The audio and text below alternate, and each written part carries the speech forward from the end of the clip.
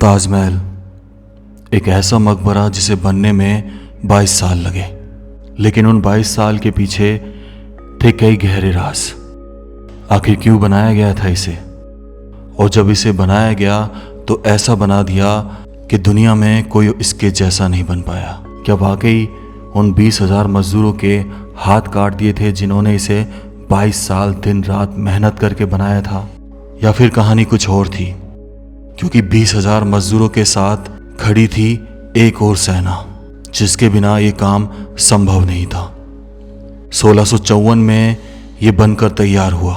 उस समय किसी तरह का कोई चूना या सीमेंट या कोई कंक्रीट मिक्सचर नहीं था। और एक सबसे बड़ा राज, क्या वाकई इसके नीचे बने तहखानों में कोई मंदिर है?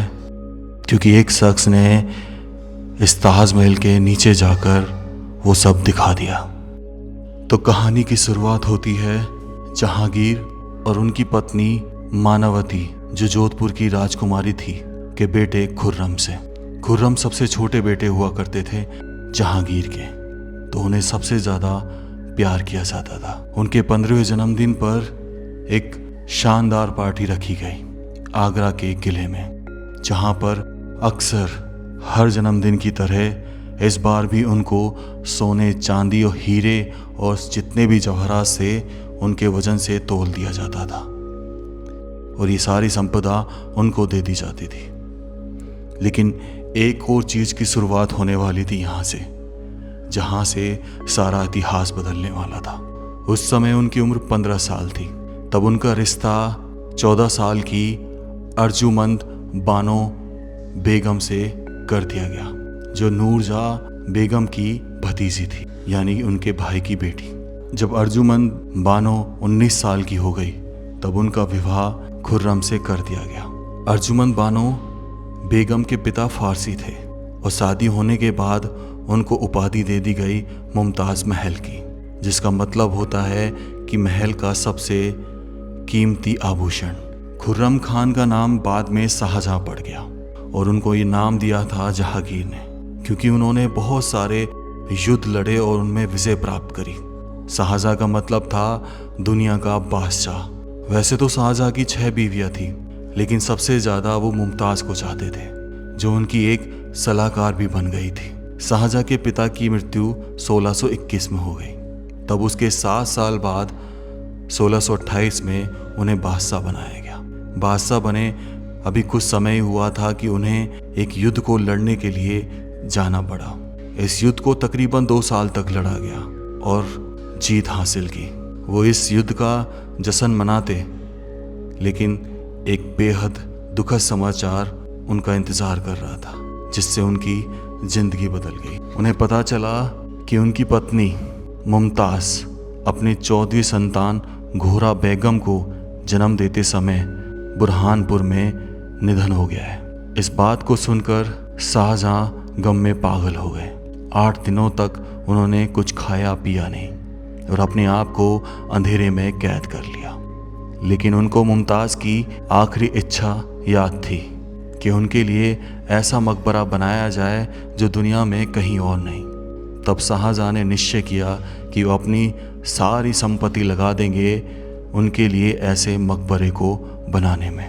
तब काम शुरू होता है ताजमहल का, क्योंकि ताजमहल को यमुना नदी के किनारे बनाया जाना था आगरा में। तो ये बेहद कठिन काम था उस समय, क्योंकि अगर नींव खोदी जाती और अगर कहीं पानी का बहाव उस साइड आ गया तो कैसे बनाया जाएगा। तब इसके आर्किटेक्चर जिन्होंने एक प्लान तैयार किया, उन्होंने मजदूरों की सहायता से इसका आसार तैयार करने के लिए कुएं खोदना शुरू किया यमुना नदी के किनारे। और वो कुएं को तब तक खोदते रहते जब तक सख्त सरफेस ना आ जाती। जैसे ही सख्त सरफेस आती, उसको पत्थरों से भर दिया जाता था। ऐसे असंख्य कुएं खोदे गए और उनके ऊपर फिर बनाए गए पिलर, और जिन खंभों के ऊपर बनाया गया ये ढांचा। अब ये ढांचा इतना मजबूत बन चुका था कि आने वाले कई वर्षों तक ये नहीं गिराया जा सकता था।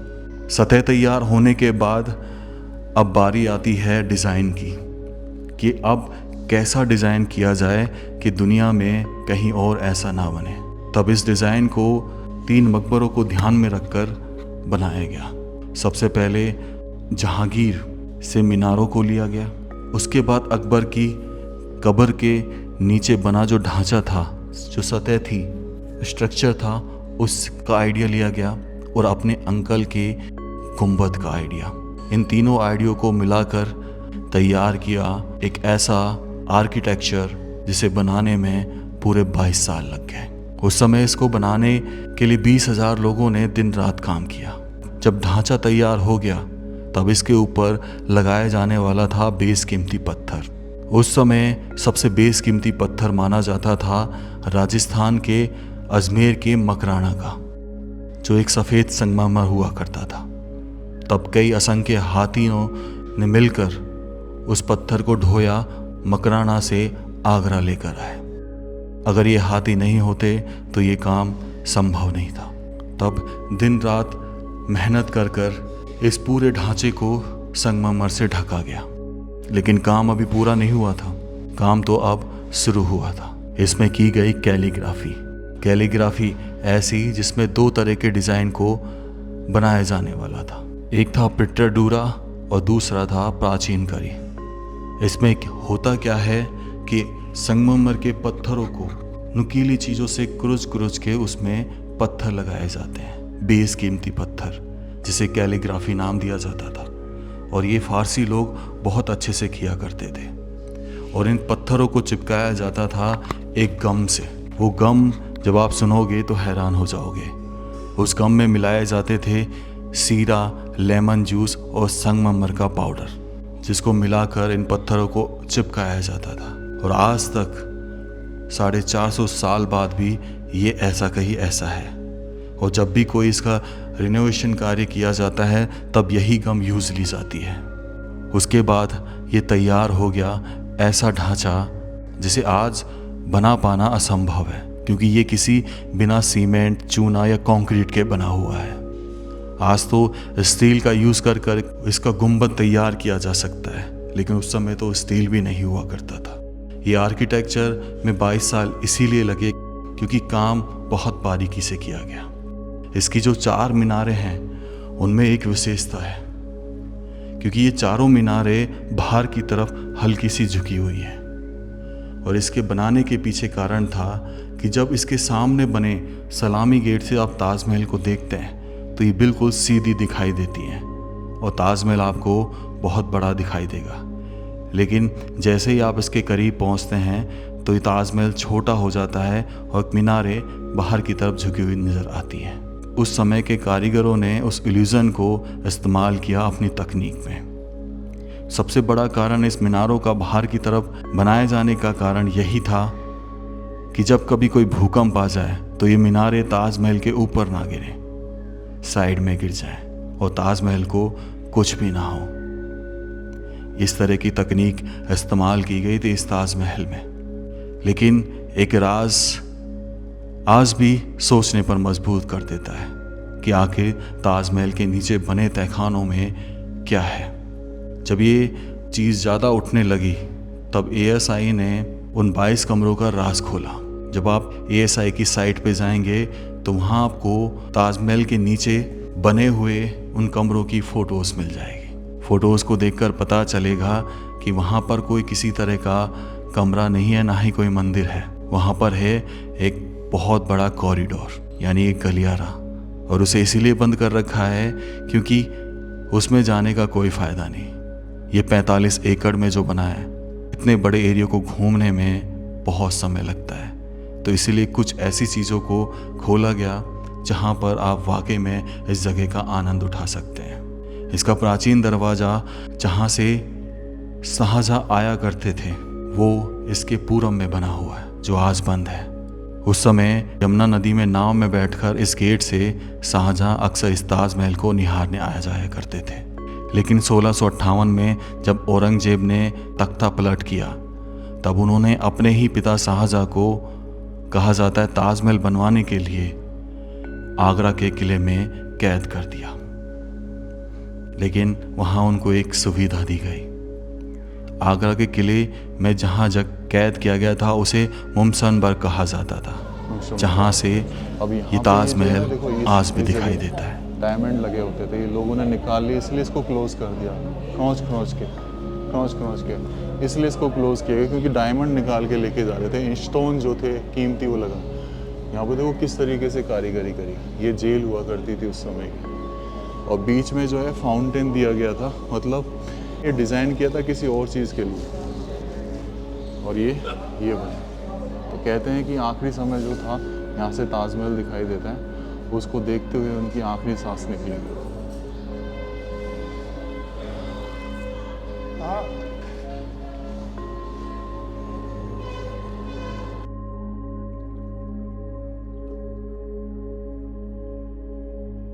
1666 में शाहजहां ने इस संसार को अलविदा कह दिया और उनकी कब्र भी मुमताज़ महल के बगल में बनाई गई। एक अमर प्रेम कहानी आज इन कब्र में है।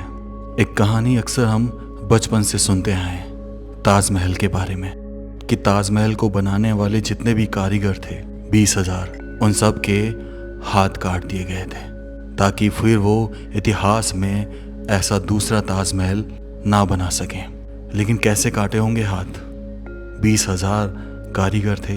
अगर एक दिन में भी 100 कारीगरों के हाथ काटे जाते तो एक महीने में 3,000, यानी सालों तक कारीगरों के हाथ ही कटते रहे। और क्या लगता होगा आपको, क्या उन्होंने स्ट्रगल नहीं किया होगा इस चीज़ के लिए?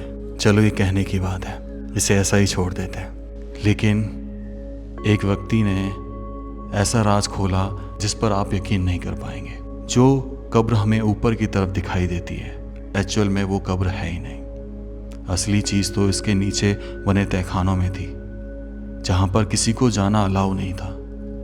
लेकिन वो व्यक्ति कैमरे के साथ नीचे चल दिया और वहाँ जाकर पता चला कि वहाँ कोई मंदिर नहीं, वहाँ असलियत में बनी हुई मुमताज़ महल और शाहजहां की कब्र थी।